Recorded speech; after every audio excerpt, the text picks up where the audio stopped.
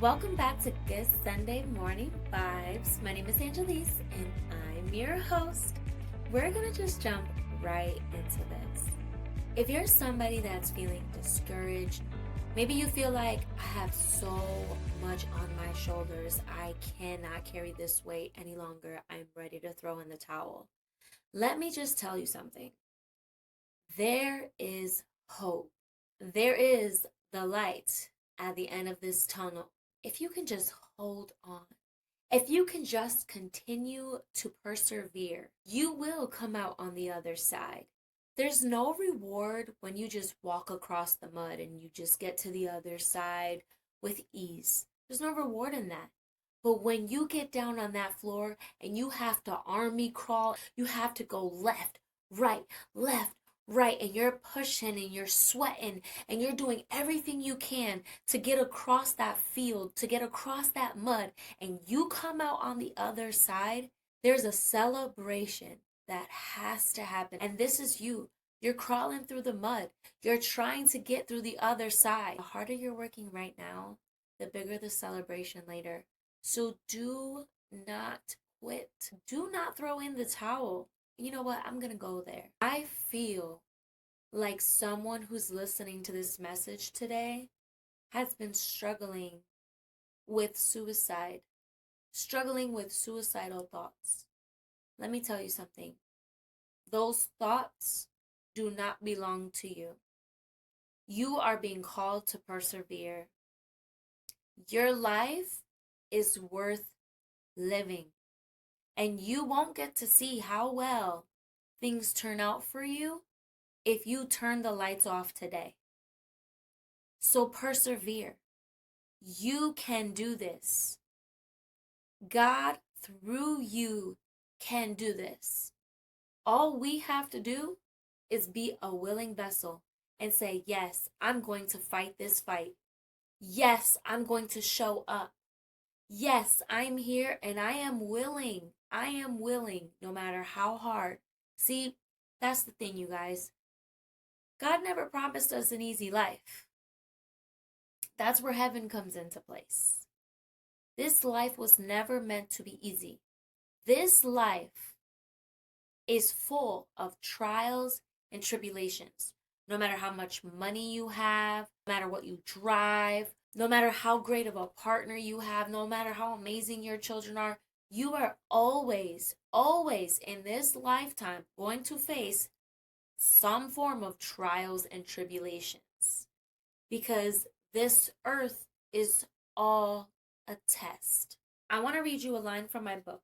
Within my book, there's a poem that I wrote on November 11th, 2017, and it's titled I Am. And the reason I want to read this is because I feel like it'll be encouraging to some of you. No matter how far you think you may have drifted, God is right beside you, waiting for your arms to be lifted. Lifted in prayer and praise to Him, so He can give you the most beautiful life to live. The heavens that wait for us above the sky. When you see it, you're absolutely guaranteed to cry. We've made it. I can't believe Earth was really all a test, says the people whose minds have finally been put to rest. God says, yes, this is all true. I've been waiting for you. Now, angels, open the gate and let them through. That is a poem that I wrote from my experience when God first really spoke to me. He opened my senses to experience heaven, and He allowed me to see hell. So after I had that spiritual experience happen to me, is when my whole life turned around and I started to devote my life to God. When that happened, I wrote the poem I Am, which I would say God wrote it through me because that poem was so divinely put together. I could not have put it together so great. If you guys are ever interested, my book is titled Welcome to Hollywood and it is available on Amazon. So yes, do not throw in the towel. Do not throw in the towel. No one can fulfill your purpose for your life but you. And as much as you may feel like, oh, no one will care, there are many who would care? I don't even have to know you to tell you I would care. We would be surprised about the people that actually look up to us in this lifetime, the people that are actually watching. You wouldn't think, you wouldn't believe the people that are watching you behind closed doors. You have no idea who you are actually influencing, and you might feel like, no way, but yes way. Yes way. You are important. You are important. And people pay attention. People take notice. And I pray you find comfort in that. And I pray that if this message does relate to you and this is how you've been feeling, I pray that you shake that off right now, today. I pray it be gone from you. And I just pray that God's abundance of peace would flow over you. Your life is worth living. So when I was 17 years old, I remember getting into a very deep emotional conversation. It had to do with my feelings, and I didn't know how to express those at that time in that age. So I instantly was like, I need out. Like, my life was too stressful. If my life got a little hard, I was like, no, thank you. I'm gone. So I took a whole bottle of pills, and thankfully, I was rushed to the hospital and my life was saved. I had to stay in the psych ward for 2 weeks, and I really learned the value of life in there. I met a lot of people there. I met a few others who also tried to commit suicide and had failed attempts. One guy tried to shoot himself in the heart, but he just missed his heart by like a hair. And I remember him telling me his story, and he cried, and he has a daughter, and he was so grateful that it didn't happen because he really couldn't imagine his life without his daughter, or what his daughter would have felt or thought without her father. And it was just such a very impactful experience. I wouldn't trade it for the world. I'm not happy I tried to kill myself, but I'm happy about what I've learned from that. I'm grateful that I came out of that place with such a shift in perspective. I learned what it really meant to appreciate and to value life. I learned that someone else would take my problems over theirs. There's someone on this earth that's going through something harder, something deeper, something scarier, something more horrific. And I'm not saying that to excuse what you're going through or to make you feel like your situation is of any less value just because someone else is going through something harder. It's not that. It's simply, it's the tools that I use personally to help shift my perspective and to find gratitude in my pain, gratitude in my suffering, to even discover joy. I know I talked a little bit last week about the difference between happiness and joy.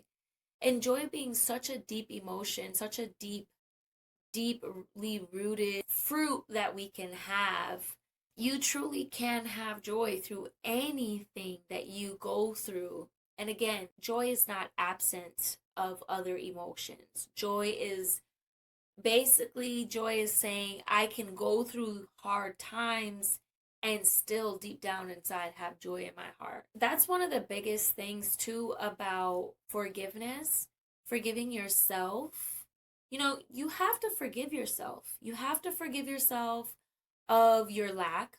You have to forgive yourself of the things you've done in the past, whatever crimes you've committed, whatever hurt you've done to other people. You have to forgive yourself. And that goes as well as forgiving others. Forgive people. I know that a lot of people go through such hard things that it's like, I am not going to forgive them for what they did to me. I'm not forgiving somebody who meant so much harm or did so much harm to me.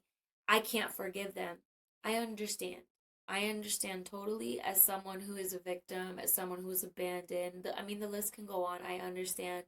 But what I've learned about forgiving others is that you don't even necessarily do it for them, you do it for you.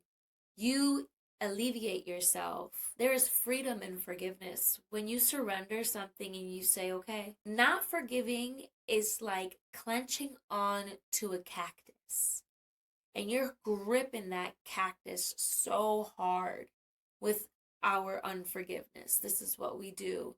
And then that unforgiveness, it hurts us, whether we recognize it or not.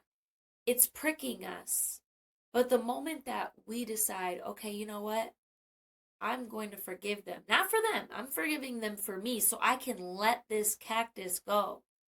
You drop it. When you open your hand, when you forgive, that cactus will come out of your hand and you will be alleviated. You will feel so much better. And don't confuse false forgiveness. I'm talking about true, deep down, uprooting the problem forgiveness, how a child would forgive a parent 2 seconds after they yell at them. Like a real deep forgiveness. You don't hold it over their heads, it doesn't impact your emotional state. You can talk about it and smile about it and have joy through it. It doesn't make you emotionally ill. So, a good example of this is that, growing up, my father wasn't there. He got arrested when I was about 3 years old. He spent all of my childhood in prison. I mean, he did 13 years. And he, when he came out, he kind of just went about his life. I mean, he says he was in and out of the hospital and he got diagnosed. So he's hurt me a lot by off rip abandoning me, or that's what settled within me, that I was abandoned. And then throughout the years, there were a lot of empty promises. I'm going to do this and I'm going to be there. And when I come out, I'm going to be there and I can, and lack of communication, whatever it was, there was a lot of hurt being done. Right. So, and then as I got older, I remember being in college and I was with this girl and my dad went from not talking to me, but then when he did talk to me, he was always telling me I was going to hell for being in this relationship. And so I started to really despise my father. Truly, truly, truly. And fast forwarding, I remember one day I was sitting in my room and I started saying, yeah, I forgive him, but I don't ever want to talk to him again. Like, I forgive him, but I don't want to talk to him again. I don't want to deal with him. And right there is where I heard the Holy Spirit say to me, that's not true forgiveness. And I was just like, oh, wait a minute. Because all this time I've been saying, I forgive him, but I'm so angry every time I say it. It still hurts. I would still cry. It would hurt me. It would literally hurt me. And then I learned that day that that was not true forgiveness. And I then opened my heart and said, God, help me to forgive him because I apparently don't and I haven't. And I did. I do forgive him. And I learned what true forgiveness is, and it literally, you have no ill emotion. You genuinely, like, I feel love for my father. I feel happy. I feel like without him doing what he's done, I wouldn't be the woman I am today. And I wouldn't change anything that I've ever gone through. So if you feel like, you know what, I thought I forgave some people, but maybe I haven't. Maybe I am still holding on to some things. Say a little prayer. God, please help me to forgive and truly deep down forgive. Because again, when you forgive, you are freeing yourself. There's freedom. There's freedom in that. And it feels so good. I can attest. It feels so good when you actually do let things go. And always remember, what goes up must come down. But what is down only has one way to go, and that is back up. That's literally what this life is. It's a roller coaster. You're going to have your highs, you're going to have your lows. And I think when we really accept the fact that life is going to have its highs and its lows always, that's where that big shift of perspective can come into place. Because if we know there's always going to be a low at some point, we would probably stop being shocked every time we're in a low. I mean, how many lows do we have to have in this lifetime before we realize it's always going to be a up and down, up and down, up and down situation? really it only stays at a consistent up when, in my opinion, when you find God, peace, joy, and His love, because then no matter if in the physical world, no matter to who's watching, you're in a down, everything inside of you feels like a up. But physically, we're always gonna go through a down. Like it's inevitable. It's not like only some of us go through it. Everyone does, and it's always been that way. Even the most richest, the most successful, they have lows, and they might even have more lows than we have because of their status. We want to be in their shoes so bad, and they're wishing they can go back in time to be in ours, to be unknown. We all going through some type of hell on this earth on different levels and on different days, but we all going through the fire. So don't feel alone. You're not. You're not alone. The only reason I probably don't have those types of thoughts and desires anymore is because of how big of an impact that had on me, that situation had on me when I was 17. Your life has value. And I'm so sorry that you don't feel that way about yourself, or that you may not have people in your life that helped you see that about yourself. A lot of us grow up in broken homes. A lot of us grow up, in a single parent household, or even in the foster care system. And it's really hard when we're shaped by the world and the brokenness that comes with it all. It is extremely hard to see the light at the end of the tunnel when your life has literally been hell. As someone who's come out on the other side, I can attest that the peace is real. It's real. And it feels, it's so real that it almost feels like you can reach out and touch it. I'm going to encourage you to cling on to one thing. Cling on to hope. Hope for your future, hope for your life, hope for inner transformation. Have hope. If you can't have anything else, have hope. And if all you have inside is just a itty bitty, like, I don't know about this, but maybe I'm a cling to this just a little bit, that's still good enough. That's still good enough. The Bible says that a mustard seed of faith, a mustard seed can move a mountain. A mustard seed is so tiny. If you get the chance to today, Google a mustard seed in someone's hand and look at how small it is. And that's all you have to have. If no one's told you today, I want to let you know. You're important.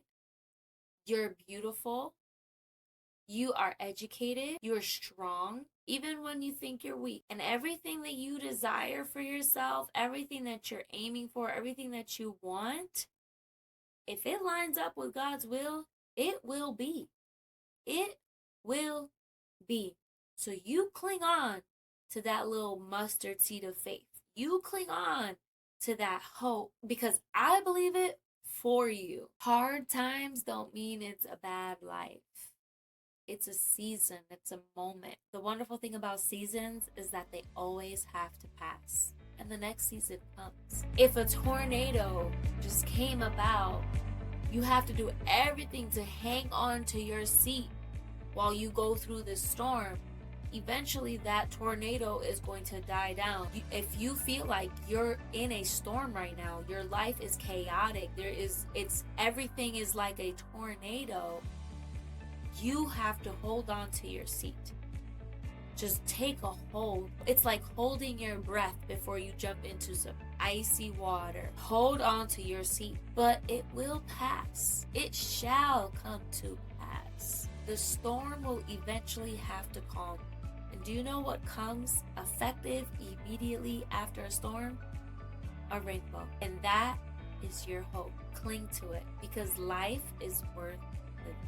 Thank you guys so much for tuning in here with me on Good Sunday Morning Vibes. Again, my name is Angelys, and as always, it was a pleasure being here with you, dropping a little bit of gems. I pray that it be encouraging to you. If you guys feel led to support the show, please feel free to donate to my Cash App, $4NGE1YS.